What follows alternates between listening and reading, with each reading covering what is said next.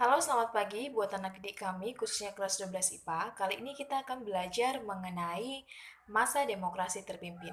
Jadi masa demokrasi terpimpin di sini itu menceritakan tentang masa pemberontakan G30 SPKI atau disebut juga dengan 30 September tahun 1965.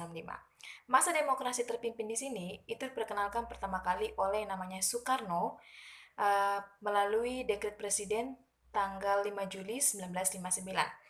Jadi, tampilnya Soekarno sebagai kepala pemerintahan negara itu dianggap akan sistem pemerintahannya bisa dikatakan lebih baik.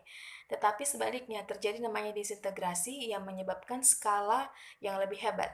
Jadi kalau dikatakan disintegrasi di sini itu merupakan kekacauan, pemberontakan atau pertengkaran yang yang mempengaruhi atau yang merugikan suatu negara. Jadi kalau lawannya itu disebut apa? Yaitu integrasi yang artinya penyatuan ya. G30 SPK di sini itu merupakan gerakan yang terjadi pada malam hari, itu tepatnya tanggal 1 Oktober 1965 dini hari. Apa sih yang menjadi tujuan dari gerakan G30 SPKI? Yaitu mengambil alih kekuasaan atau kudeta yang dilakukan oleh Partai Komunis Indonesia atau disebut dengan PKI. Sekarang kita masuk ke dalam latar belakang. Apa yang menjadi latar belakang terbentuknya G30 SPKI pada masa demokrasi terpimpin? Itu pasca kegagalan pemberontakan PKI di Kota Madiun itu pada tahun 1948 banyak sekali tokoh PKI mengungsi atau bersembunyi di Moskow dan menanti waktu yang tepat untuk datang kembali ke Indonesia. Ketika waktu yang tepat itu dilihat oleh para tokoh PKI, maka mereka kembali ke Indonesia dan untuk pertama kalinya itu tahun 1955 PKI berhasil muncul sebagai salah satu partai pemenang pemilu bersama dengan PNI, NU, Masyumi. PKI menjadi partai pemenang yang dapat mempengaruhi pemerintahan pada masa itu. Dan pada tahun 1959 itu terjadi perubahan yang sangat besar dengan kegagalan yang namanya konstituante dalam membentuk UUD baru, di mana pada saat itu adalah Presiden Soekarno mengeluarkan pidato yang berjudul Penemuan Kembali Revolusi Kita itu pada tanggal 17 Agustus 1950 yang kemudian diganti menjadi garis-garis besar haluan negara atau disebut dengan GBHN atau bisa dikatakan juga yaitu manifesto politik atau manipol. Ternyata Presiden Soekarno ingin menjadikan PKI itu bertumbuh lebih besar lagi dan pada tanggal 27 Agustus 1964 itu dibentuk namanya Kabinet Dwi Kora yang memasukkan beberapa tokoh PKI sebagai menteri dan pejabat negara pada saat itu. Bagaimana jalan pemberontakannya pada demokrasi terpimpin? PKI melancarkan aksi kudetanya itu pada tanggal 1 Oktober 1965 dini hari di bawah pimpinan Letnan Jenderal Untung. Sasaran aksi kudeta itu yaitu adalah para perwira-perwira angkatan darat yang dianggap sebagai penghalang PKI untuk mengambil kekuasaan di Indonesia ya pada saat itu di kota Madiun.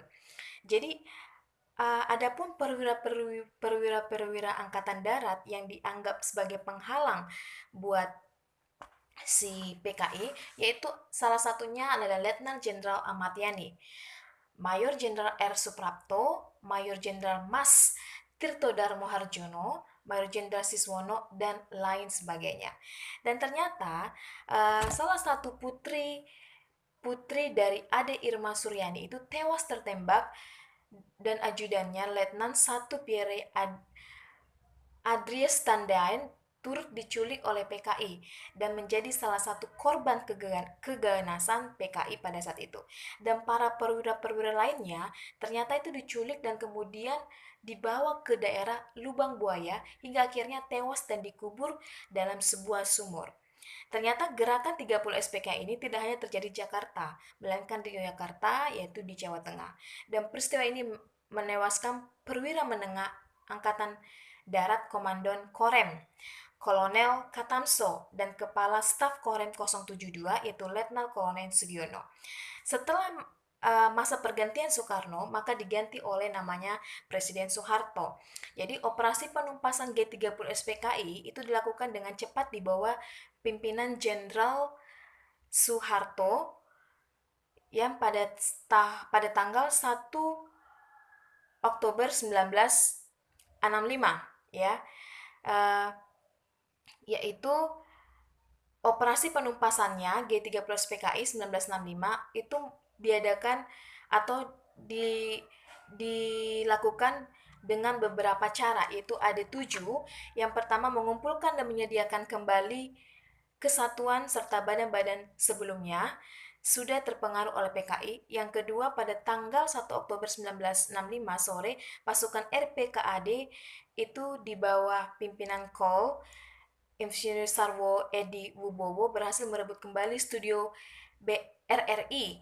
Ketiga, menjelang petang, pasukan RPKAD mulai menuju daerah Pondok Gede, Jakarta. Yang keempat, pada 3 Oktober 1965, pasukan RPKAD itu menemukan sumur yang menjadi lokasi pembuangan jenazah para perwira Angkatan Darat pada saat itu ya. Yang kelima, pada Oktober 1965, itu Panglima Kostrat Mayor Jenderal Soeharto memerintahkan penggalian dan pengangkatan jenazah para perwira Angkatan Darat yang dikubur di lubang buaya, itu di dalam sumur.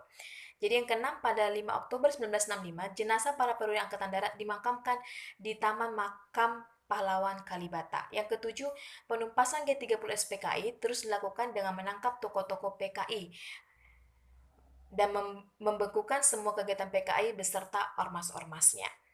Dan pada tanggal 12 Januari 1965, itu Front Pancasila mendatangi Dewan Perwakilan Rakyat ingin bergotong royong dan mengajukan 3 tuntutan yang dikenal dengan Tritura, yaitu 3 tuntutan rakyat.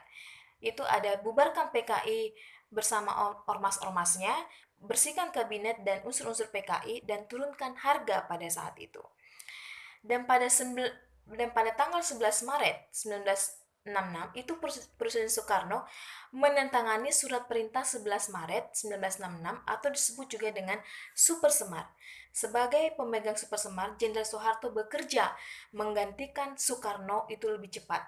Apa aja sih isi dari yang namanya Super Semar atau surat perintah 11 Maret 1966? Yang pertama, pada 12 Maret 1966 itu Jenderal Soeharto segera mengumumkan pembubaran dan pelanggaran PKI beserta ormasnya. Yang kedua, pada 18 Maret 1966 itu dilakukan penahanan terhadap 15 orang menteri yang terlibat dalam kasus G30 SPKI. Yang ketiga, sebagai pengganti kabinet 100 menteri, Jenderal Soeharto yang telah diberi wewenang untuk melakukan tindakan yang dianggap perlu guna menyelamatkan bangsa dan negara, dan segera membentuk yang kabinet Ampera pada 28 Juli 1966. Inilah jalan cerita mengenai masa demokrasi terpimpin hingga akhirnya PKI atau 30 SPKI itu dibubarkan dan tidak lagi ada di Indonesia. Karena itu merupakan partai terlarang yang ada di Indonesia. Oke, sampai sekian materi kita. Tice harapkan penjelasan Tice mengenai masa demokrasi terpimpin kalian dapat mengerti. Dan tugas selanjutnya tunggu dari saya. Oke, terima kasih. Selamat pagi.